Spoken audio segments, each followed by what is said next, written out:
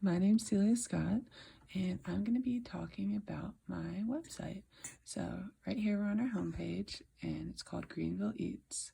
So, it's a website about the food located in Greenville, North Carolina, and restaurants you should try out. So, I thought this was a really interesting topic for me because whenever I travel, I always like to check out food spots because I think food is such a big part of a city and culture and everything, and I love to try new food. So I scroll down and it has a little intro saying welcome to Greenville and what you can find on my blog. I really wanted to emphasize pictures. I wanted to make them big and take up the whole screen so people could really take in and get hungry.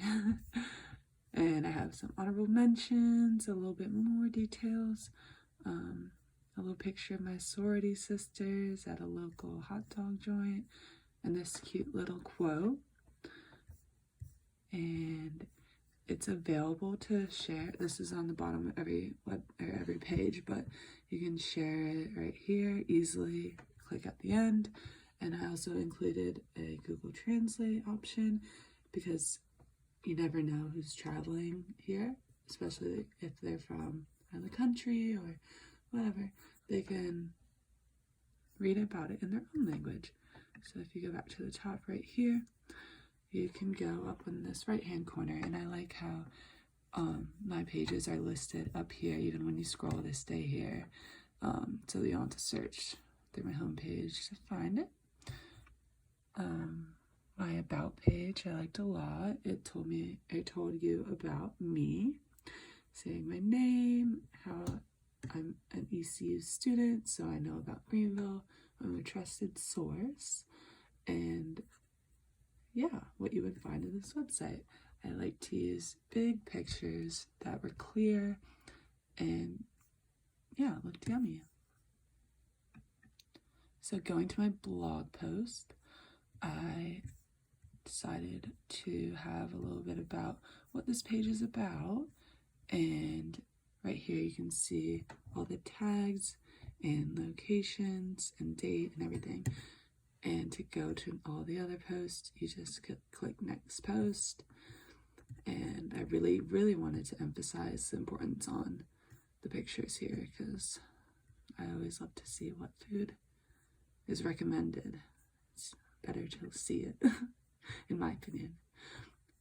And then for my infographic, I loved how this was all these restaurants are on the same strip, so I like the visual of the street. It's quite literal and it's really helpful to get a visual. And so I went to my theme. I wanted to talk about my theme because I thought about it a lot, and I ended up choosing Rockfield right here. And I think that was a great theme to choose because it really had big emphasis on pictures and food. I was in between Rockfield and Maywood because they were both food themed, and I thought if that's what they were originated to be, I think it'd work really well for my website. So I'm really happy with my choice. I had a very sleek look, not too much going on, and just looked really attractive. I like how you can see all your stats here, and